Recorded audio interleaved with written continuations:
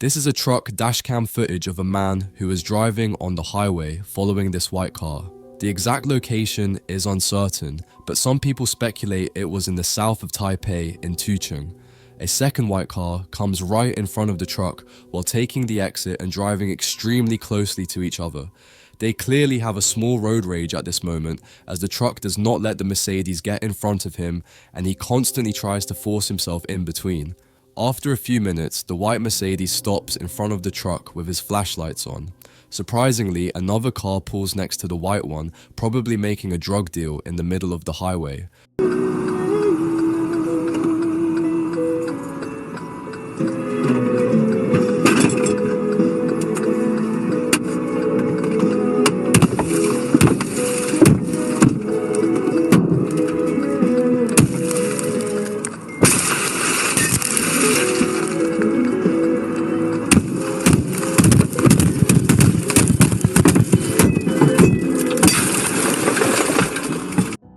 Right after the deal, one of the men got out of the car, destroying the truck, followed by his two friends breaking the windshield. These road ragers then left, and it's truly terrifying to have experienced such a thing when they just came out of nowhere.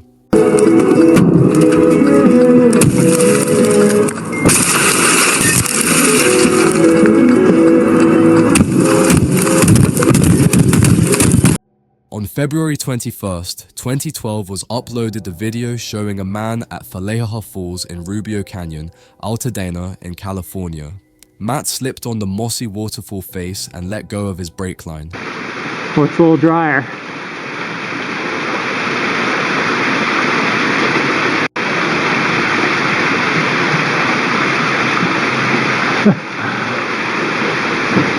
Oh shit, Matt!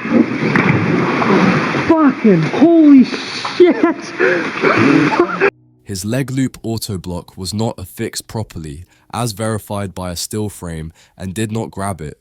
He fell about 60 feet, only banging his head against the rock, but he was just a little bit bruised after it. Thankfully he had his helmet on, because without it he would probably have a concussion. After this terrifying moment, they went back, making it too dangerous as the rock was so slippery.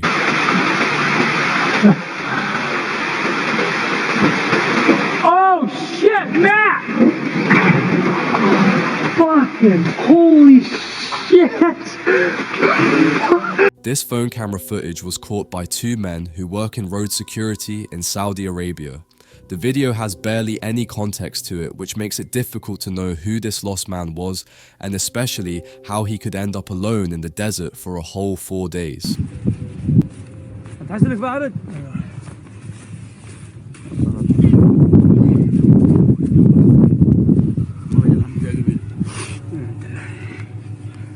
الحمد لله على سلامتك.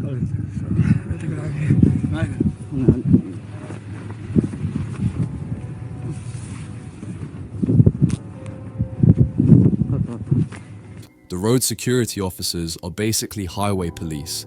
Saudi highways are deserted, and because of that, a lot of thieves like to hang out there and steal cars or money. They are responsible for the safety of everyone on the highway. If you need assistance on the highway, you're supposed to call them and not wait for anyone. Desert temperature can go as low as -3 degrees at night, which makes it unbelievable that he survived the cold 4 times with only a t-shirt.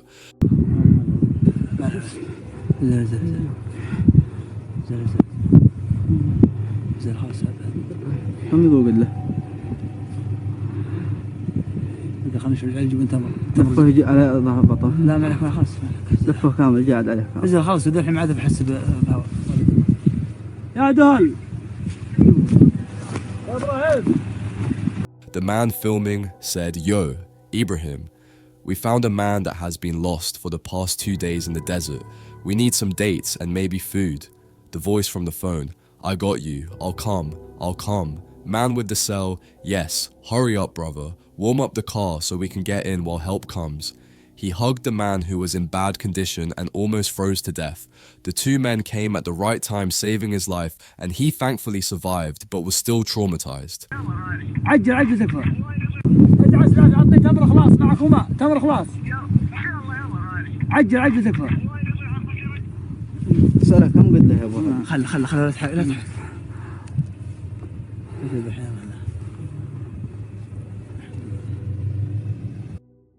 On May 22nd, 2022, this disturbing footage was caught by passers-by on the street, witnessing a small child hanging out the window of a skyscraper. Sabit Shontakbayev, the 37-year-old man that can be seen saving the girl, was walking to work on the street when he saw the girl outside. He then rushed into the building and knocked on the door of the apartment below the girls. He then made his way to the window.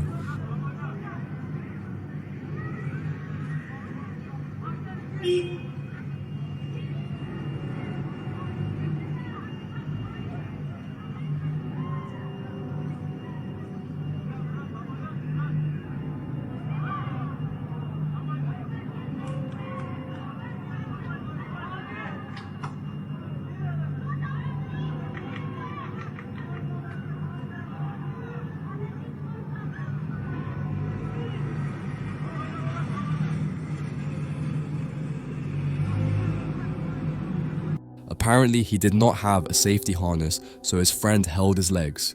Reaching up, he grabbed the girl's legs and pulled her down, cradling her in his arms before passing her through the open window to his friend. Sabit said he didn't even see the girl's parents, letting us think she was probably on her own in the apartment. He then immediately went to work and nobody knew this would happen. He didn't even think about him or anything at that time, he was just saving the child. This is a real and humble hero who did not look for validation and was even surprised to be called a hero in the news.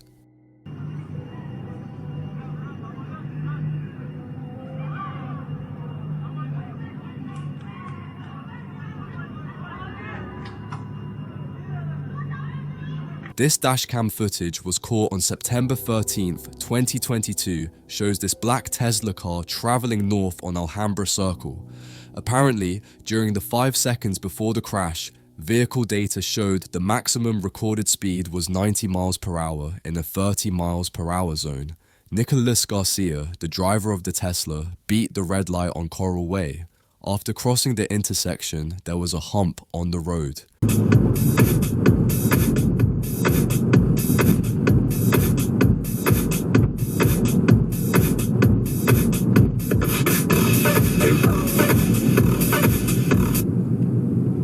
Call 911. Calling emergency services. I'm calling!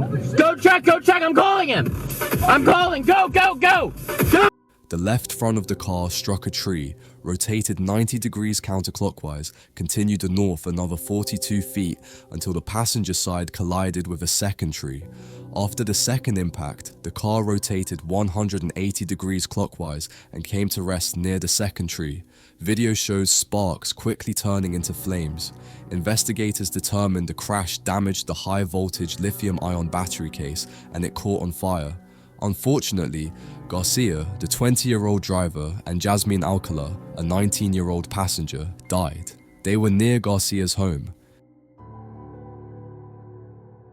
This strange video was uploaded to some UFO website, and the origin is unknown, but what this footage shows will leave septic.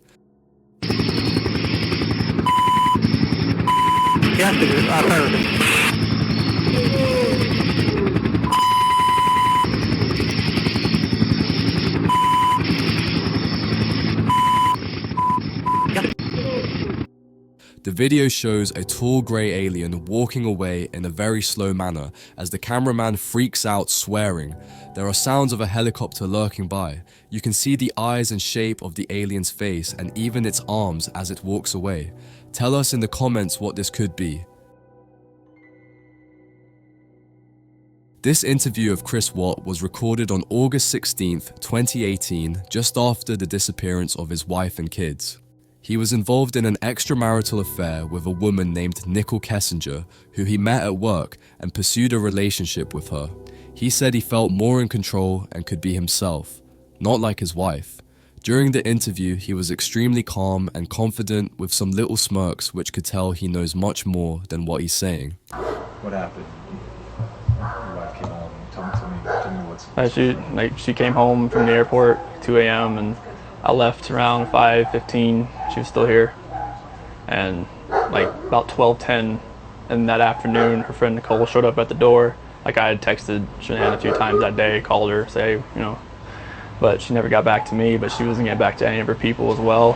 And that's what really concerned a lot of people, is like, if she's not getting back to her, like if she doesn't get back to me, that's fine, like she gets busy during the day, but she didn't get back to her people, which was very concerning. And Nicole called me when she was at the door, and that's when I came home.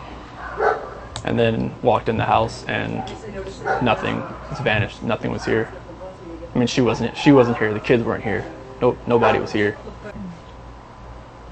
I'm gonna ask some kind of tough questions about your relationship with your kids. Yeah, I mean, yeah, my kids are my life. I mean, those smiles light up my life. And there's like, I mean, last night, like during like you know, when they usually eat dinner, it was just like I miss them. Like, I mean, I miss telling them, hey, you got to eat that, or you're not gonna get your dessert, you know, and just like you're not gonna get your snack after. I miss that. Like I miss them, you know, cuddle up on their couches. They have like a Minnie Mouse couch and a Sophia couch that they cuddle up on and watch, you know, Bubble Guppies or something. And it was just like, you know, I was, it was tearing me apart last night, and I needed that. I needed that last night. Watts said his wife Shanann suspected he was having an affair, so he told her he did not love her, to which she replied he would never see the kids again.